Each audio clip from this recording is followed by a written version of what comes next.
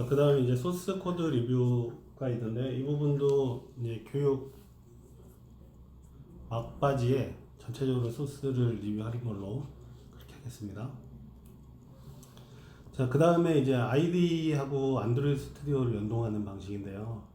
이 아이디하고 스튜디오를 연동을 하는 이유는 이제 저희가 아이디 개발이 된 게 벌써 4, 5년 정도 됐는데, 그 사이에 안드로이드에서는 안드로이드 스튜디오를 내놓게 됐어요.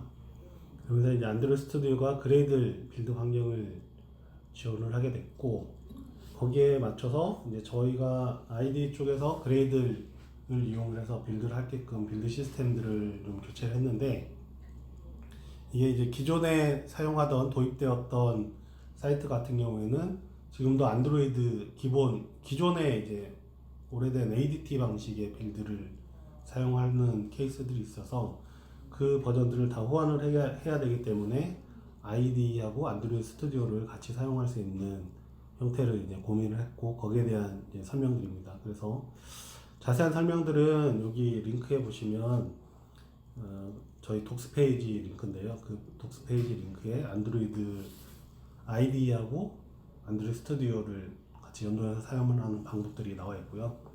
거기에 대한 내용들은 추가적으로 이제 설명을 드릴 거예요. 그래서 그 부분들은 지금 이제 여기 사이트를 한번 보시면 되고, 그 다음에 한번 가볼까요? 이 보시면 아이디하고 안드로이드 스튜디오를 같이 사용하는 방법이 나와 있습니다. 실제로 이제 저희가 제공하는 기본 프로젝트를 그레이드 프로젝트로 변경하는 방법, 그리고 그 변경이 되고 나면 실제로 라이브러리가 어디에 위치하는지, 그리고 뭐 그레이드를 이용하는 방법, 아이디에서 그레이드 태스크 이용하는 방법들이 쭉 나와 있고, 그 다음에 앱을 뭐 구동하는 방법들도 같이 나와 있습니다. 그래서 이 부분들을 좀 참고를 하시면 될 것 같고요. 자, 그래서 아이디에서 그레이드 태스크 이용하는 방법이나, 그 다음에 AVAR 라이브러리 아이디 참조하는 방법, 그 다음에 안드로이드 스튜디오를 같이 사용하는 방법들에 대해서 설명을 드릴 건데, 이거는 이제 소스 리뷰를 하면서 전체적으로 좀 설명을 드려야 될 것 같아요. 그래서 일단은 저희가 이제 제공하는 사이트를 한번 가볼게요.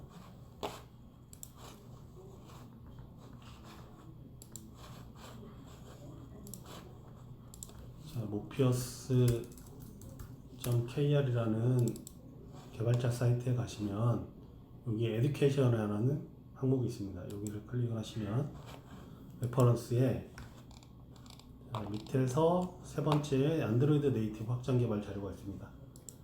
여기를 클릭해서 들어가면 첨부 파일이 두 개가 있어요.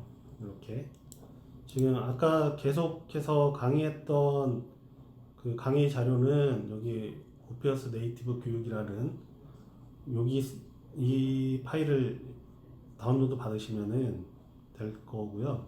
그 다음에 지금 소스 리뷰를 해야 될 소스는 education 20이라는 zip 파일이 있습니다. 이걸 다운로드 받으시고, 자, 풀겠습니다. 다운로드 받아서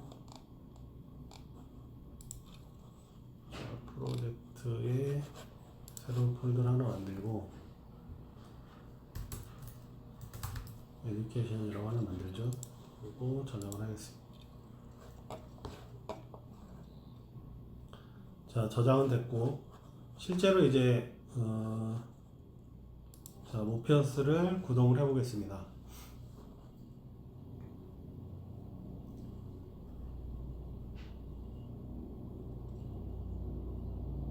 네, 구동이 좀 걸리네요.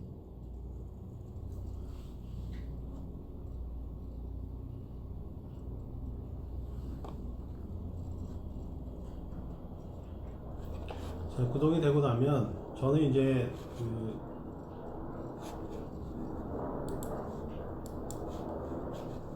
아까 테스트를 하기 위해서 좀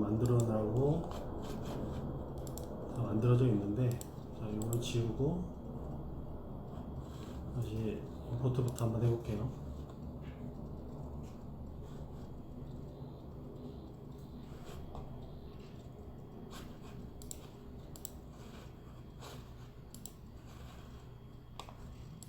자, 프로젝트를 다시 임포트를 하겠습니다. 임포트하는 방법은 지금 zip 파일 같은 경우에는 이제 아카이브 파일에서 로딩을 할 수가 있거든요. 자, 모피어스의 임포트 모피어스 어플리케이션 프로젝트.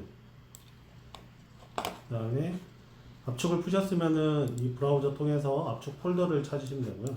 압축 해제된 폴더를 찾으시면 되고, 압축을 안 풀었을 경우에는 셀렉트 아카이브 파일에서 다운로드 받았던 파일의 위치를 찾아가면 됩니다. 에듀케이션에 에듀케이션 오픈하게 되면 이런 식으로 이제 프로젝트를 임포트 할 수 있는 환경이 되고요. 피니시를 누르면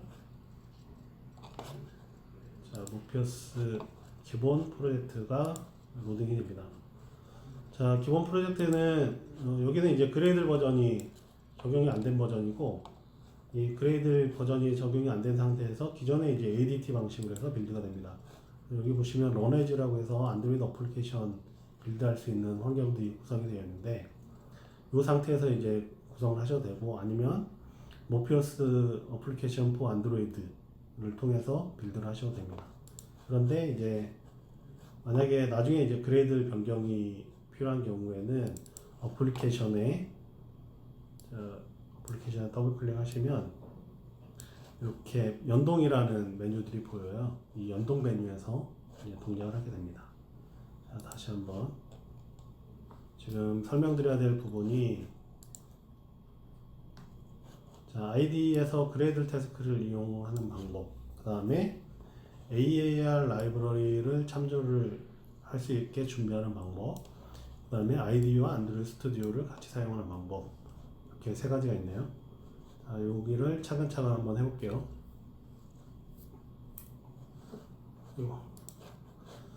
자, 이제 안드로이드 스튜디오를 이제 기본적으로 사용을 하시려면, 자, 연동이라는 버튼에서 클릭을 하게 됩니다. 그러면 이 그레이들 프로젝트만 실행이 가능하기 때문에 그레이들 프로젝트로 변환을 하게 됩니다. 자, 변환하기 전에 보시면 이제 저희가 제공하는 라이브러리들이 이 LIVS 폴더 밑에 이렇게 구성이 되어 있습니다. 그런데 이제 나중에 안드로이드하고 연동해서 그레이들 프로젝트로 변경이 되면 여기 라이브러리 폴더에는 지금은 이렇게 JNI 파일들이 있는데, 이 JNI 파일만 빼고 나머지는 별도의 라이브러리 폴더를 하나를 더 만들어서 구성을 하게 되어 있고요.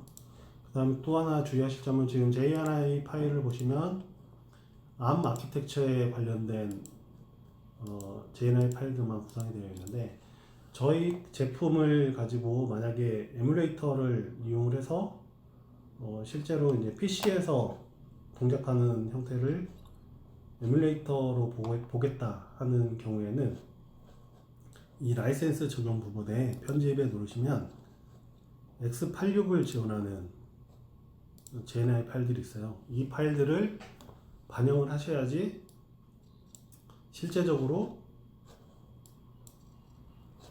에뮬레이터에서 빌드가 정상적으로 되고 플레이를 할 수가 있습니다. 자, 이렇게. 자, 그 다음 안드로이드 스튜디오 변경하는 방법 다시 클릭을 해보겠습니다. 자, 그레이드 프로젝트에서만 실행이 가능하고요. Yes를 누르면 자, 위자드가 하나 뜹니다. 위자드는 SK 버전을 선택을 할 수 있고요. 실제 이제 제가 그 ID 쪽에 다운로드된 안드로이드 버전들, SDK 버전들에 대한 리스트가 나오고, 그 중에서 저는 안드로이드 10 선택했고요. 그 다음 빌드 툴 버전은 2903 버전을 선택을 했습니다. 그리고 여기에는 이제 사이닝 정보들이 세팅이 되는데, 키스토어 정보들이거든요. 이 키스토어는 구글 플레이 스토어에 실제 릴리즈 하기 위해서 사용하는 정보들인데, 이 부분들은 실제 APK를 내보내기 할 때 사용할 수 있기 때문에 지금 키스토어가 만들어져 있으면 그 정보를 가져다가 등록을 하셔도 되고요. 그렇지 않고 키스토어가 만들어져 있지 않다 그러면 나중에 APK 빌드할 때 해도 되기 때문에 이건 옵셔널 상황입니다. 그래서 이 부분은 그냥 넘어갈게요. 자, 피니시를 누르면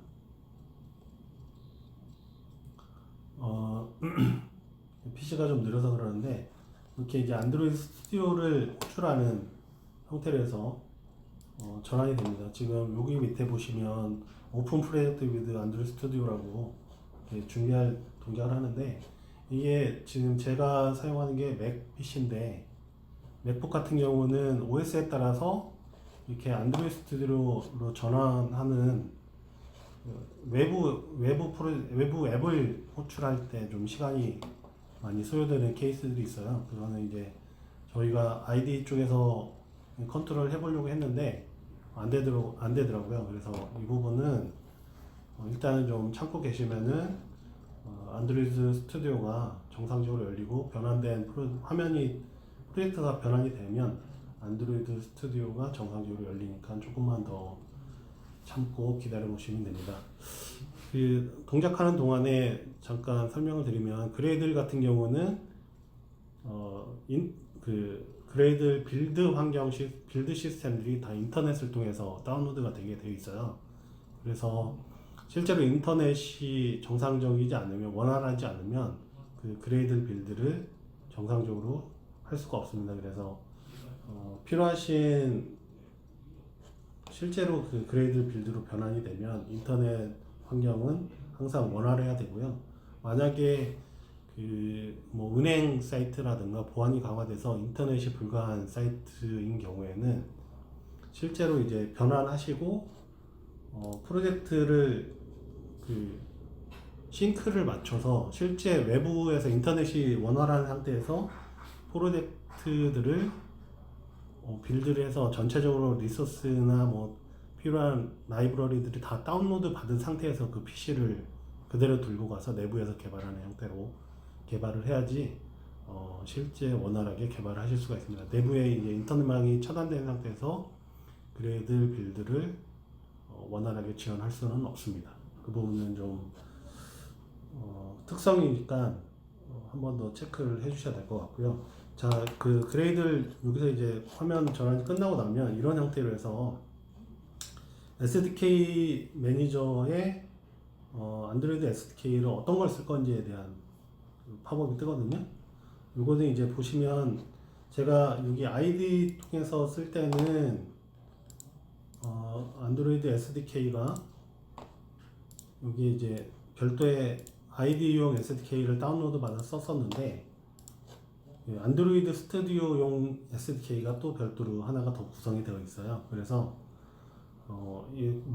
그냥 간단하게 설명을 드리면, IDE용 SDK를 쓸 거냐 아니면 안드로이드 스튜디오용 SDK를 쓸 거냐.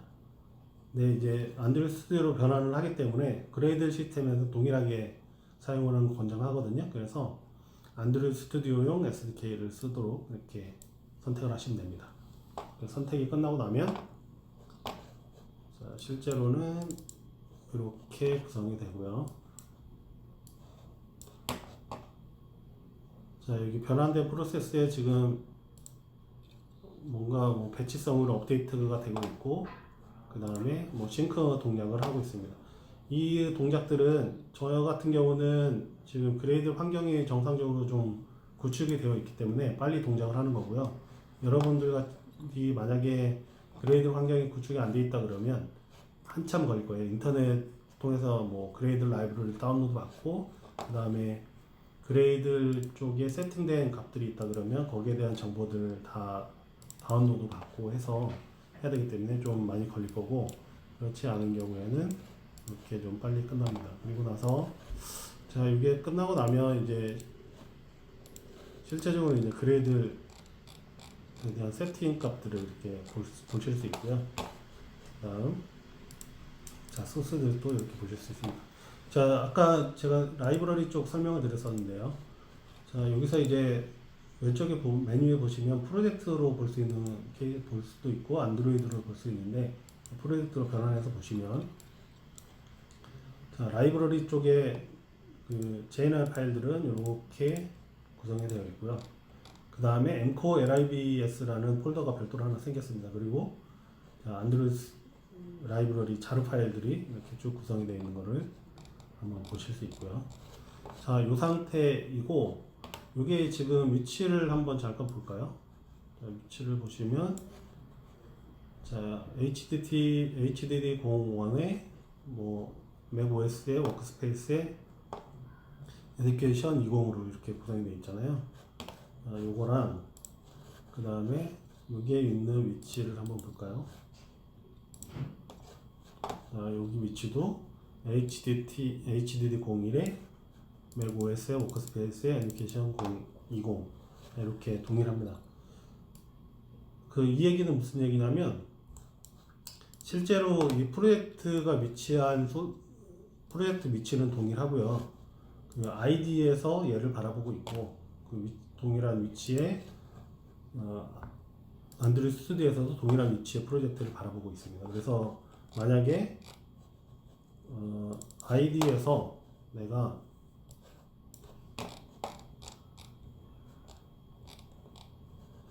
자 이런 식으로 implementation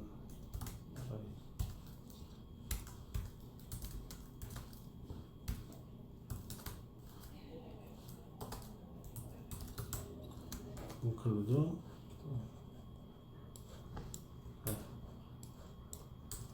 이렇게 하고 저장을 했어요. 그 다음에 여기는 싱크, 항상 그레이드에서 뭔가 수정을 하게 되면 싱크를 하셔야 되거든요. 그래서 싱크를 하게 되면 지금 뭐 제가 뭔가 수정을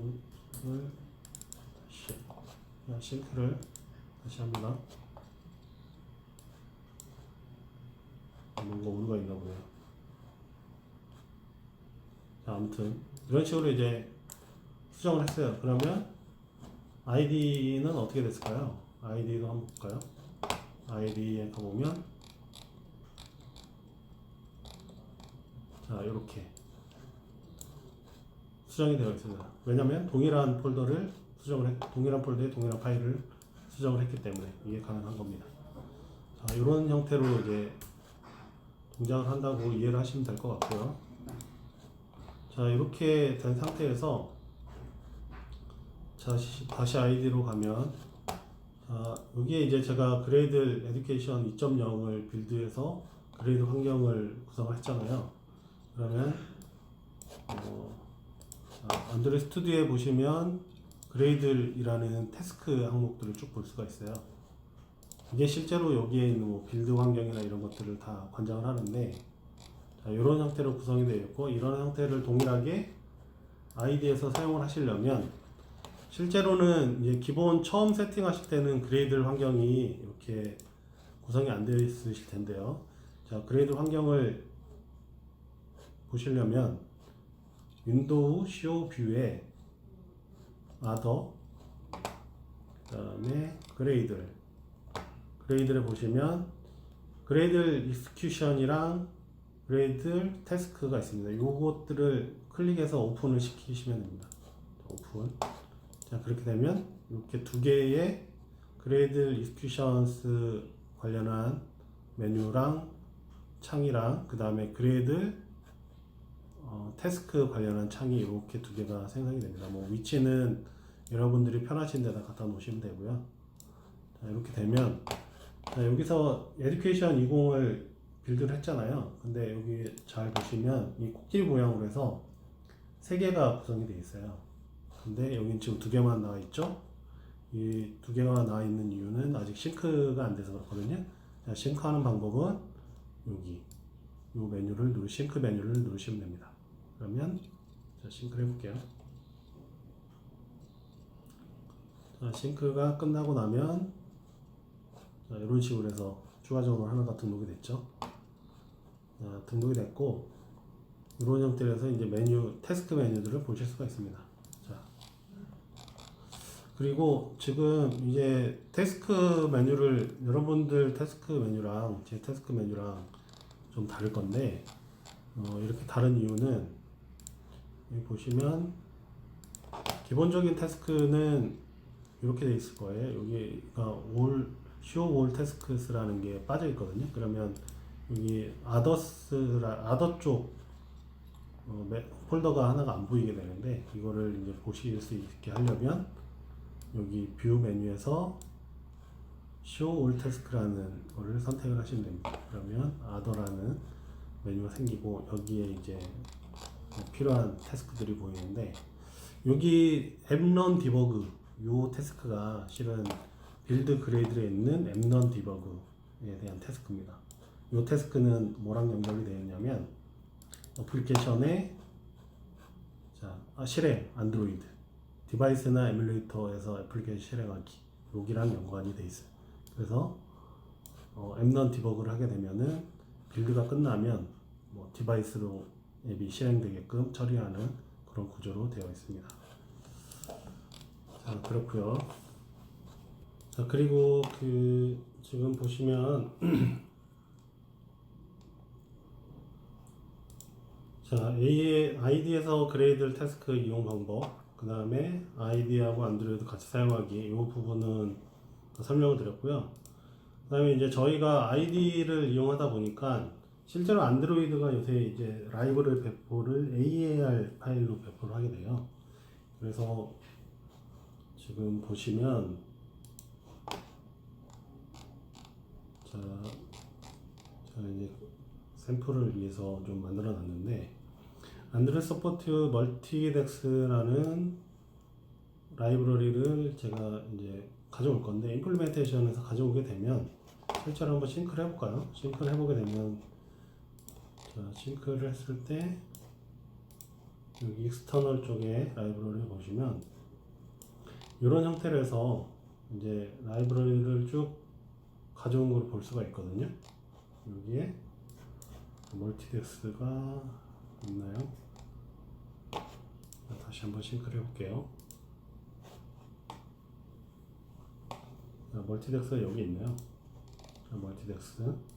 그리고 멀티덱스 안에 보면 클래스 자르라는 파일이 하나가 있고, 여기에 이제 실제적으로 라이브러리 파일들이 들어있는 거죠. 자르 파일들이. 근데 이클립스에서는 이 AAR 파일을 핸들링 할 수가 없어요. 그래서 이렇게 쓰더라도 여러분들이 이제 이 멀티덱스 쪽에 이 라이브러리가 무슨 역할을 하냐면, 안드로이드 쪽 멀티덱스 관련한 기능들을 쭉 검색을 하시다 보면 이런 형태로 해서 나오는데, 기존에 이제 안드로이드 달빅 시스템에서는 64K가 넘어가는 앱에 대해서 빌드가 안 됐어요. 그거를 이제 아트로 넘어오면서는 그거랑 상관없이 빌드가 되는데, 이 64K가 넘어가는 멀티덱스들은 이제 달빅 시스템에서 사용을 하려면, 미만 지원 있죠. 이 달빅 시스템에서 사용하려면 이 클래스 덱스라는 파일이 슬라이싱 돼서 데이터들이 너무 여러 개로 잘리게 되는데, 이거를 이제 머지하는 작업들을 하거든요.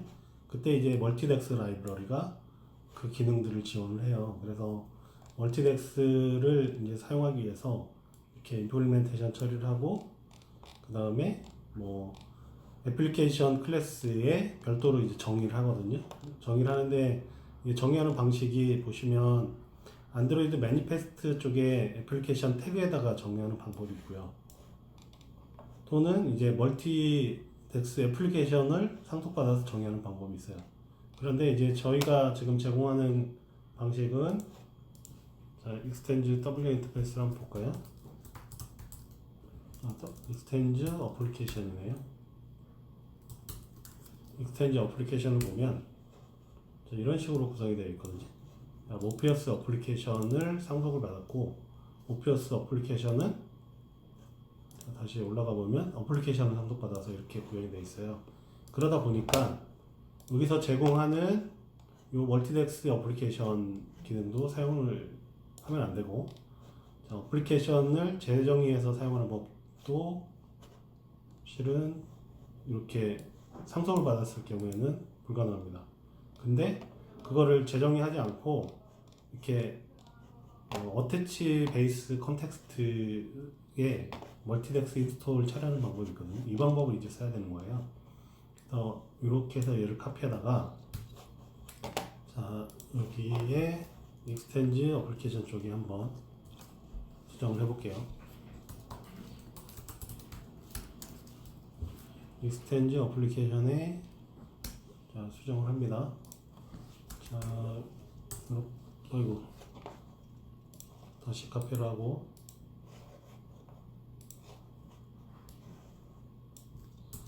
자, 수정을 했어요. 그러면 지금 기본적으로 보면은 여기에 그 빌드 덱스의 라이브러리를 참조할 수 있게끔 해놨기 때문에 얘가 참조가 돼야 되잖아요. 근데 참조가 안 돼요. 참조가 안 되는 이유는 실제로 제공하는 자바 파일에 자루 파일에 멀티덱스 관련한 라이브러리가 아이디에서는 로딩이 불가능하기 때문이에요. 이걸 이제 해결할 수 있는 방법이 저희 아이디 지금 버전을 보시면 3.0.6 버전, 이 버전부터는 여기에 들어있는 이 AAR 파일들을 밖으로 빼내서 별도의 공간에다가 저장할 수 있는 기능이 새로 생겼어요. 그래서 그거를 임포트 할 수 있는 기능이거든요. 자, 그 기능은 이렇게 그레이들 쪽에 라이브를 참조할 수 있게 선언하고 싱크를 한번 하셔도 되고요. 자, 싱크를 하게 되면 자, 그레이드 빌드가 한번 끝나고 그 다음에 새로운 폴더가 하나 생깁니다. 이렇게 자, 폴더를 보시면 그레이드 서포트 멀티덱스 103 여기서 보셨던 서포트 멀티덱스 103 이렇게 동일한 라이브러리가 생성이 됐고요. 이 상태에서 이제 임포트를 한번 해볼게요. 임포트를 하시면 이렇게 참조가 되게 이렇게 구성이 되어 있어요. 그래서 지금 원래는 그 AER 파일들은 참조가 안 되기 때문에 아이디 내에서 사용하시기가 불편해서 저희가 제공하는 그 안드로이드 아이디하고 안드로이드 스튜디오를 병행해서 사용하는 방법으로 네이티브 코딩을 하실 때는 안드로이드 스튜디오에서 이제 사용하시는 거를 권장을 드리고요. 근데 이제 만약에 그런 여건이 좀 불필요한 것 같다, 안드로이드 스튜디오를 굳이 사용할 필요 없다 하시는 분들은 이런 형태로 해서 이제 사용을 하셔도 되는데, 여기서 이제 그 더 좀 깊게 들어가면 여기도 좀 취약점이 있는데, 저희가 이제 안드로이드가 제트팩이 새로 나왔거든요.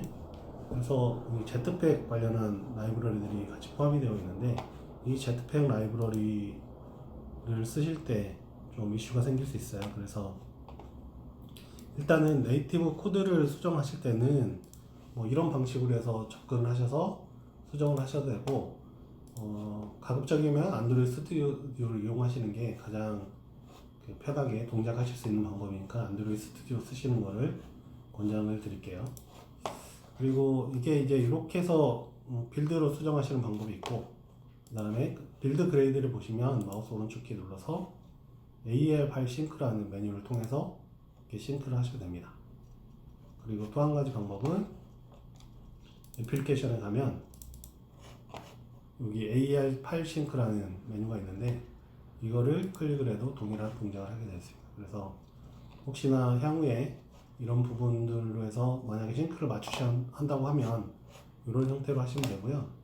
그리고 이게 이제 파일을 넣었다 뺐다 하는 거라서 가끔 이렇게 실제 파일은 정상적으로 등록이 되어 있는데 가끔 이렇게 못 찾는 케이스들이 생길 수 있거든요. 이런 케이스에서는 앱을 한번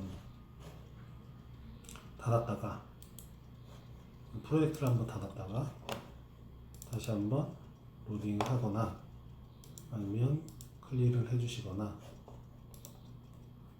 하시면 정상적으로 동작을 합니다. 그래서 이 부분들은 이제 참고를 하시면 될 것 같고요. 자, 그래서 일단은 요 안드로이드 아이디하고 안드로이드 스튜디오 관련한 같이 사용하는 방법까지 쭉 정리가 됐고, 이제 남은 거는 이제 소스 리뷰 시간인데요. 소스 리뷰를 한번 해볼게요. 지금 보시면 이쪽에 샘플 액티비티가 있는데, 샘플 액티비티 위치가 전체적으로 다시 한번 보면 소스 밑에 샘플 패키지 밑에 샘플 액티비티 패키지 밑에 샘플 액티비티가 있습니다. 여기를 한번 열어보시죠. 여기를 열어보시면 전체적으로 이제 그 오피어스에서 사용하는 네이티브 관련한 소스들이 쭉 나와 있는데요. 하나씩 보시면 이쪽은 통신 테스트를 할 수 있는 소스입니다. 통신, 여기 이제 통신이 웹에서 사용하는 m.http 넷샌드인가요? 다시 한번 볼까요? 독스 오피어스 kr의 m.net.http send. 자, 여기에 있는 m.net http send, 이제 HTTP 통신을 하기 위한 코드인데, 여기하고 연관되어 있는 부분이 네이티브 쪽에서는 이렇게 구성을 하신다고 보시면 됩니다. 이제 실제로 전송해야 될 데이터를 만드는 형태인데요. 이 파라메타 객체를 하나 만들어서 여기에 필요한 전문들을 생성을 하고, 그 다음에 네트워크 쪽에서 이제 옵션들이 있어요.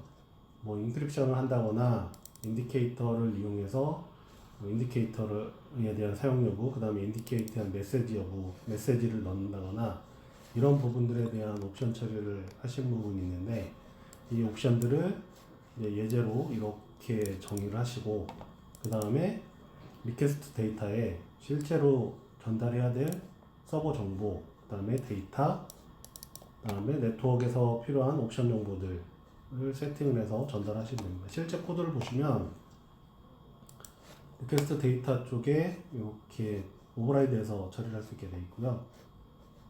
커먼 라이브러리 핸들러에서 리퀘스트 데이터 유지 네트워크 인포라는 메서드를 통해서 실제로 전문이 송신되게 되어 있습니다. 실제 그 전문 송신과 수신은 어싱크 방식으로 이루어지고요.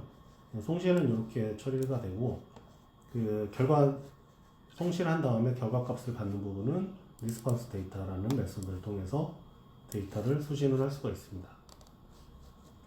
자, 다음 지금 네트워크 쪽은 이렇게 샘플 소스가 있는 거고, 그 다음에 네이티브 화면에서 네이티브 화면으로 이동을 할 수도 있잖아요. 그때 이제 제가 그 문서에서는 저희가 쓰는 게 액션 무브 액티비티라고 설명을 드렸었는데, 거기에 대한 이제 소스 원형이고요. 실제로 보시면 여기서는 이제 샘플로 전역 변수에다가 데이터를 한번 세팅을 했고, 그 다음에 영석 데이터로 데이터를 세팅을 했습니다. 그리고 파라메타 정보, 이제 인텐치 방식으로 해서 파라미터가 전달이 되는데, 거기에 대한 이제 파라미터 정보들을 쭉 정리를 했고, 그 다음에 뭐 애니메이션, 여기는 지금 액션 타입, 그리고 화면 방향 전환 설정 이런 부분들, 그리고 애니메이션 타입들에 대한 정의들 쭉 예제로 나와 있고, 그 다음에 실제로 페이지를 이동하는 부분입니다. 여기서 이렇게 처리를 하시면 되고요. 그 다음에 웹 화면으로 이동할 때는 다른 거는 대부분이 다 유사하고요. 여기서 이제 주의하실 점은 웹페이지를 이동하는 부분이거든요. 여기 지금 타겟 URL이 내가 이제 호출해야 될 페이지라고 보시면 돼요. m.page HTML에 대한 거랑 같은 맥락이라고 보시면 되고, 여기다가 만약에 여기에 있는 에셋의 리소스의 따따따 밑에 HTML의 API에 edu라는 파일을 호출하겠다 하면 이런 식이 되겠죠. 따따따 HTML API edu.html 이런 식으로 호출하게 되면은 네이티브 페이지에서 웹페이지로 호출이 가능합니다. 그리고 이전 버튼은 이런 형태로 되어 있습니다. 이전 버튼은 온백 프레스드, 이제 온백 프레스드 이벤트가 불리게, 핸드폰에 백 버튼을 누르게 되면 온백 프레스드 이벤트가 불려지게 되는데, 거기에 이제 히스토리 백을 이용을 해서 데이터들을 전달을 하면 앞 페이지로 데이터도 전달이 되면서 현재 있는 페이지는 닫히는 형태로 그렇게 구성이 되어 있습니다. 자, 샘플 페이지는 이런 형태로 되어 있고요. 그 다음에 또 보셔야 될 게, 미리 보기. 네. 그 다음 보셔야 될 게 이제 자 여기 동기 방식하고 비동기 방식에 대한 익스텐 W 인터페이스가 어떻게 구성되는지 이 부분을 다시 한번 소스를 리뷰를 하실 건데요. 자 여기에 보시면 S셋의 따따따 HTML API 밑에 보면 edu HTML 있습니다. edu HTML을 열어보면요, 싱크 방식과 어싱크 방식에 대한 기본적인 샘플 코드가 있고요. 이거를 이제 소스 레벨에서 다시 한번 보면 싱크 방식 같은 경우에는 지금 샘플은 데이터의 스크린 아이디와 펑션을 선언해서 데이터를 만들었고, 그 다음에 m.execut라는 네이티브 API를 호출하는 API를 통해서 exwn call sync라는 네이티브 메서드를 호출하게 되어 있습니다. 그리고 파라미터로 데이터를 전달받게 했고요. 이 결과값의 전체 수행이 끝나고 나면 바로 리턴이 돼서 리절트 값으로 데이터가 전달이 되는 거고요. 그 다음에 얼럿 창을 띄워서 그 리절트 값을 한번 보는 겁니다. 자, 이거를 네이티브 쪽에서 실제 어떻게 호출이 되냐면, 자, m.execute의 exwn call sync라는 네이티브 API를 호출하게 되면, 자, 이렇게 exchange w 인터페이스죠. exchange w 인터페이스에 ex call sync라는 메서드하고 연결이 됩니다. 연결은 이제 저희가 인터페이스 자바스크립트라고 하는 이 클래스 내에서 이제 처리를 하기 때문에 여러분들은 그냥 이런 패턴으로 해서 메서드를 구현하시면 되고요. 실제로 이제 보시면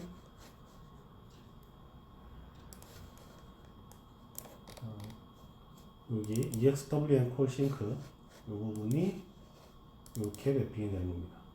그리고 파라메타는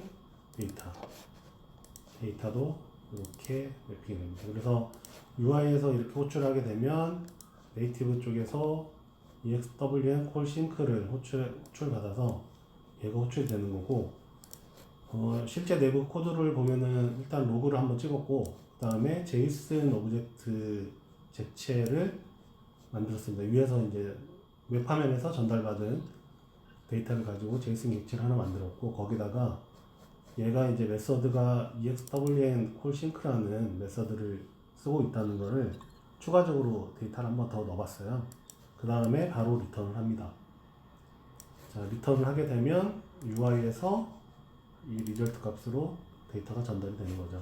이게 이제 기본적인 동기 방식에 대한 처리 방식이고요. 그 다음에 이제 비동기 방식 같은 경우는 유형은 비슷합니다. 데이터 객체를 만들고, 싱크 방식이네요. 잠시만요. 어싱크 방식. 어싱크 방식은 데이터 객체를 만들고 콜백 함수를 하나를 더 등록합니다. 이거는 이제 나중에 어싱크 방식 같은 경우에는 뭔가 프로세스를 쭉 수행한 다음에 그 수행한 결과 값을 나중에 이제 바로 받는 게 아니라 다른 프로세스를 진행하는 와중에 내가 호출했던 어싱크 방식에 대한 프로세스가 진행이 되고 그 결과값이 끝나고 나면 이제 콜백으로 데이터가 전달되는 방식이라서 이렇게 콜백을 하나를 등록을 하고 m.execute를 통해서 exwn call async 파라미터 객체 하나, 그 다음에 콜백도 파라미터 객체로 전달했을 때 이렇게 파라미터 객체가 두 개죠. 앞서 설명드렸듯이 파라미터 객체는 주의하셔야 될 게 항상 이렇게 쌍이 맞아야 돼요. 그래서 그 네이티브 쪽의 메서드에도 이렇게 파라미터 두 개죠. 이런 형태고, 자 여기 이제 아까 싱크 방식 같은 경우 파라미터 하나인데 edu 쪽에 싱크 방식도 전달되는 파라미터 하나입니다. 그래서 늘 파라미터 개수는 맞아야지 내부적으로 이 파라미터 개수를 가지고 메서드를 인보크하는 방식을 취하고 있기 때문에 이 메서드의 파라미터가 맞지 않으면 호출이 안 되니까 이 점은 반드시 주의하시기 바라고요. 그래서 네이티브 코드 쪽으로 다시 넘어가 보면 화면에서 m.execute를 통해서 어싱크를 호출했고 이게 이제 불려지게 됩니다. 그러면 실제로는 코드는 로고에 화면에서 전달된 파라미터 한번 받았고요. 그 다음에 파라미터 객체를 이용해서 제이슨 객체를 만들었어요.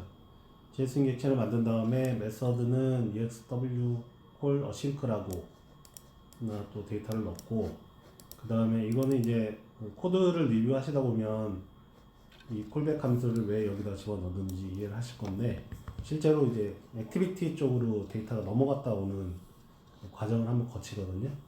그래서 콜백 함수를 향후에 이제 재사용하기 위해서 이렇게 등록을 한 거고요. 자, 이렇게 해서 인텐츠로 호출했습니다. 자, 한번 볼까요? 이렇게 해서 이제 데이터가 edu 액티비티로 넘어가면 edu 액티비티 쪽에서는 어떤 역할을 하는지 한번 볼게요. edu 액티비티를 열면 edu 액티비티에서는 뭐 레이아웃 하나 세팅을 했고, 그 다음에 전 앞 화면에서 받은 인텐츠를 다시 가져왔네요. 그리고 거기에서 이제 엑스트라로 어싱크 파람이라는 정보를 exw 인터페이스 어싱크 파람으로 데이터를 전달했어요. 그래서 그 데이터를 다시 이제 가져와서 제이슨 객체로 만들었고, 그리고 나서는 여기 텍스트 뷰네요. 텍스트 뷰에다가 수신된 데이터를 그냥 뿌렸습니다. 네. 그리고 버튼을 하나를 만들어 놨는데, 이 버튼에 백 버튼이에요. 그래서 이 버튼을 누르게 되면 다시 히스토리 백을 하는 거겠죠. 자, 데이터 앞에서 가져왔던 데이터 그대로 살려다가 그 데이터에다가 그냥 전달했네요. 그냥 그 에코 방식으로 해서 전달했다고 보시면 돼요. 그래서 에코 형태로 해서 send result는 2로 세팅을 하고, 전 화면에서 가져왔던 인텐츠를 그대로 전달해서 끝내고 피니시 이렇게 됩니다. 그러면 실제로 이제 이렇게 되면 실제로는 베이스 액티비티에 여기에 on activity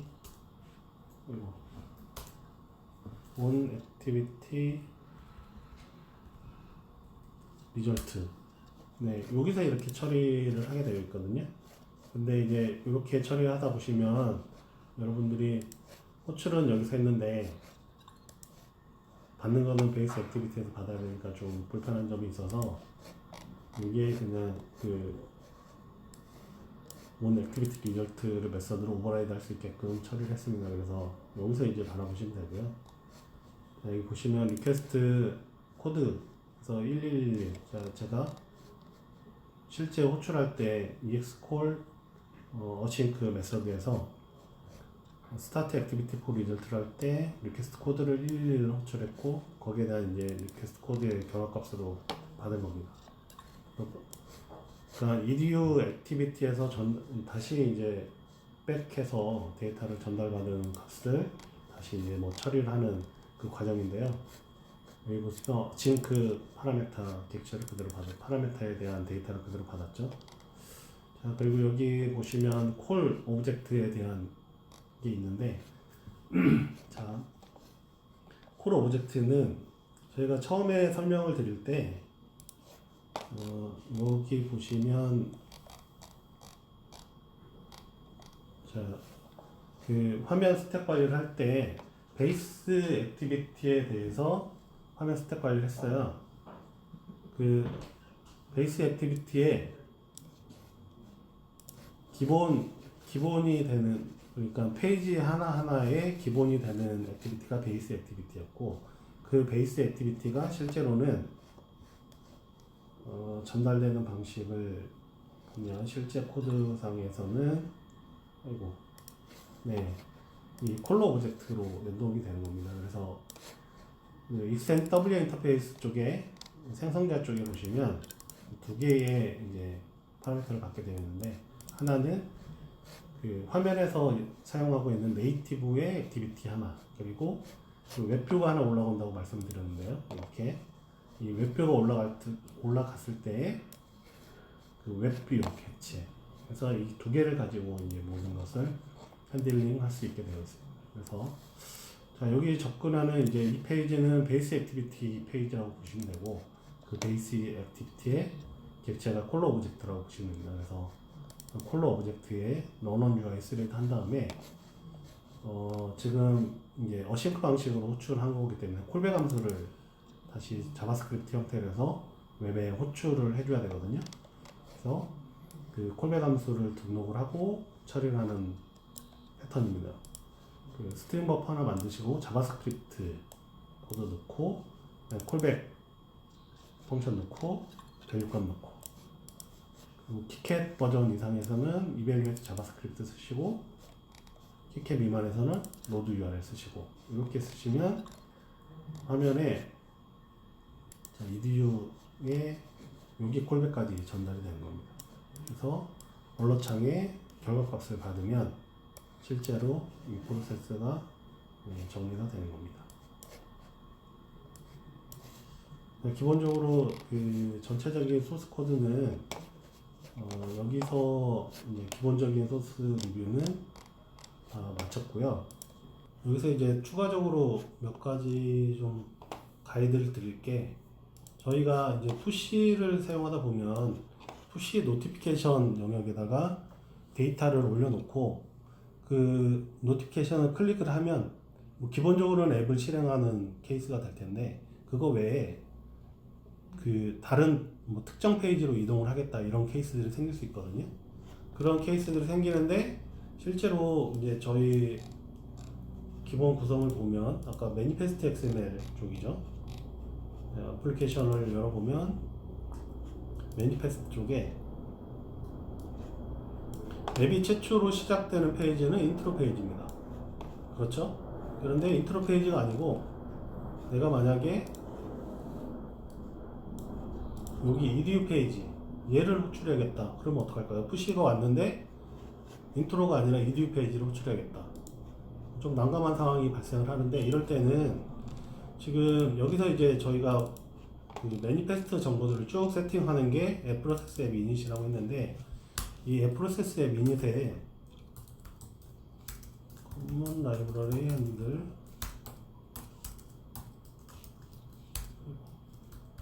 프로세스 앱 이닛이 메서드가 원형이 두 개가 있어요.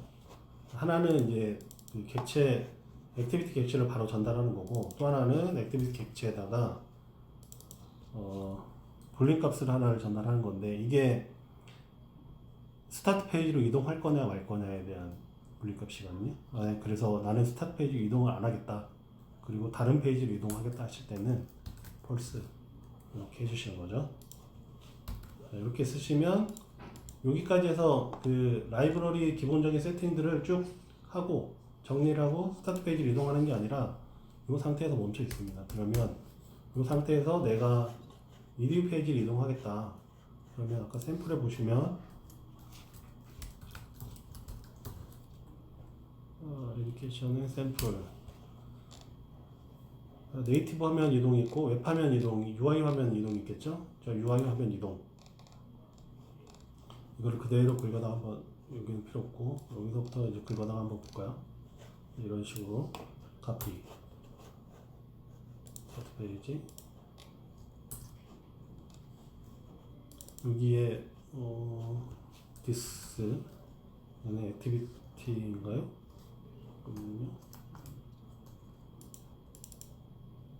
잠깐만요. 얘는 필요가 없네요. 얘는 지워버리고 디스. 자, 여기에 지금 웹페이지를 이동하게끔 되어 있잖아요. 그래서 웹페이지에 어딜까요? 따따따부터 시작을 해야겠네요. 따따따 HTML API edu.html, 네, 이런 식으로.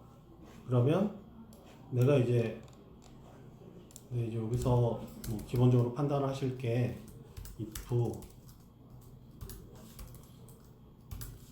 항상 그 노티피케이션에서 데이터가 오면 인텐치 정보로 넘어오겠죠. 그러면 인텐치 정보에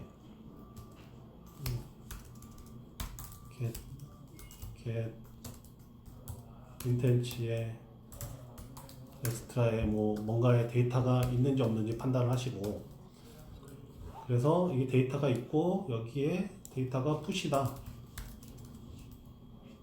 푸시일 때는 이렇게 이동을 하고, 그렇지 않으면 원래 있던 기본 프로세스로 이동을 한다, 이렇게 되겠죠. 왜 에러가 있는지는 모르겠지만 common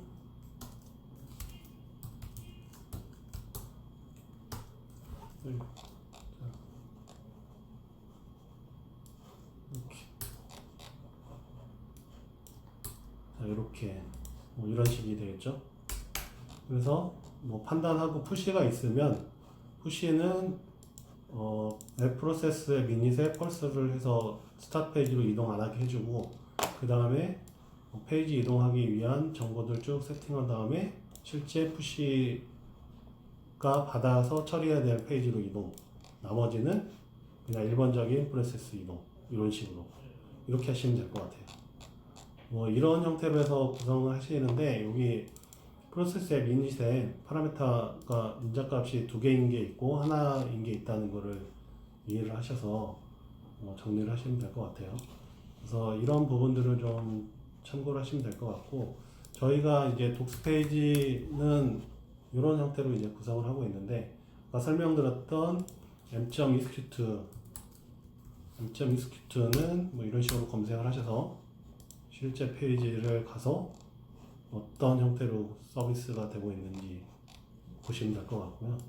그 외에 뭐 m.page.activity, 네이티브 액티비티 호출하는 API죠. 이런 식으로 보면 뭐 이렇게 액티비티 호출해서 쓸 수 있습니다. 자, 여기서 이제 보시면 여기 클래스 네임, 여기 이제 안드로이드 쪽에 좀 중요한 사항이 있어서 하나 더 체크를 하는데요. 여기처럼 클래스 네임을 선언하게 돼 있어요. 근데 기본적으로 안드로이드는 패키지에 따라서 여기다도 내가 예를 들어서 클래스에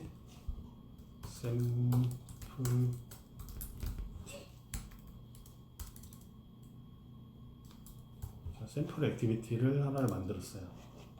그리고 안드로이드 매니페스트에 등록을 하죠.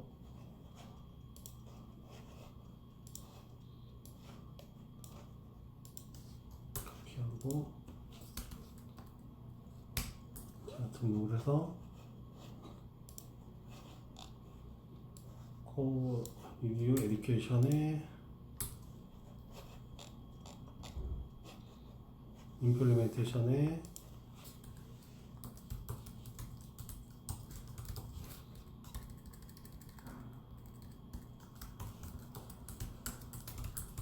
샘플 액티비티 이렇게 만들 수 있잖아요. 자, 그리고 여기 보면 또 샘플 액티비티가 하나 더 있는데, 이거만 두 개 비교를 해서 설명을 드릴게요. 자, 이렇게 구성을 할 수가 있습니다. 보시면 여기도 이제 임플리멘테이션 클래스에 있는 샘플 액티비티, 여기는 액티비티 클래스에 있는 액티비티 패키지에 있는 샘플 액티비티, 이렇게 두 개를 호출할 수 있게 구성을 하고, 실제로 네이티브 코드에서 호출하면 호출이 되겠죠. 그런데 지금 저희가 이제 하이브리드 플랫폼이 있다 보니까 iOS, 안드로이드를 동일하게 구성을 하거든요. 근데 iOS는 이렇게 패키지의 패스를 이용해서 화면들을 전환할 수 없는 구조예요. 그러다 보니까 이제 저희가 제약을 둔 게, 이렇게 패키지에 동일한 액티비티 명을 선언해서 사용하는 것은 금지를 하고 있습니다. 이렇게 동작을 하게 되면 여러분들이 원하는 형태의 샘플 액티비티를 호출할 수가 없어요. 그래서 항상 액티비티 명은 유니크한 값이어야 되고요.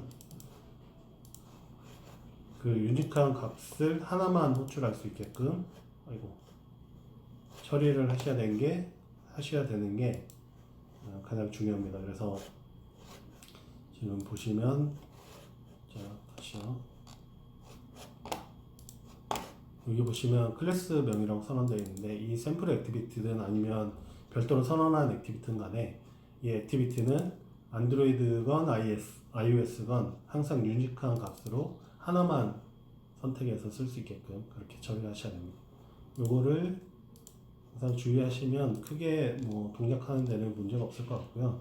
그 외에 이제 그 UI나 안드로이드 네이티브나 이런 식의 기능들은 여기 독스 페이지 보시면 자세히 나와 있으니까 이 부분 참조하시면 될 것 같고, 여기 API 보시면 안드로이드 참고사항들이 있어요. 이 참고사항들을 좀 보시면 프로가드 샘플 적용하는 방법이라든가, 그 다음에 이거는 이제 파일 프로바이더 적용하는 방법이거든요. 저희가 기본적으로는 파일 프로바이더 적용이 안 돼서 패키징이 되고 있기 때문에 향후에 이제 내부 파일도 공유할 때 외부 앱과 공유하는 방법들을 처리하시려면 파일 프로바이더를 이용하는 방법들에 대해서 자세히 설명이 되어 있으니까 이 부분들 참고하셔서 적용하시면 될 것 같습니다. 그래서 오늘 장시간 동안 모피어스 안드로이드 관련한 내용들에 대해서 전체적으로 설명을 드렸는데, 지금 온라인 강의상에서 논의했던 내용들은 좀 전체적으로 알아야 될 사항들에 대해서 논의를 교육을 해드린 거고요. 그 외에 이제 안드로이드와 관련하거나 아니면 저희 플랫폼과 관련된 내용들은 저희 기술지원 게시판을 운영하고 있기 때문에 이 기술지원 게시판 통해서 모피어스 KR이거든요. 모피어스 KR의 서포트 항목에서 저희가 핸들링을 하고 있습니다. 그래서 이 부분들 만약에 모피어스 관련한 질문들은 이 서포트 게시판에 올려주시면 저희가 성심성의껏 답변을 드리도록 하겠습니다. 장시간 동안 강의 들으시느라고 고생하셨고요. 모피어스 잘 활용하시기를 바라겠습니다. 감사합니다.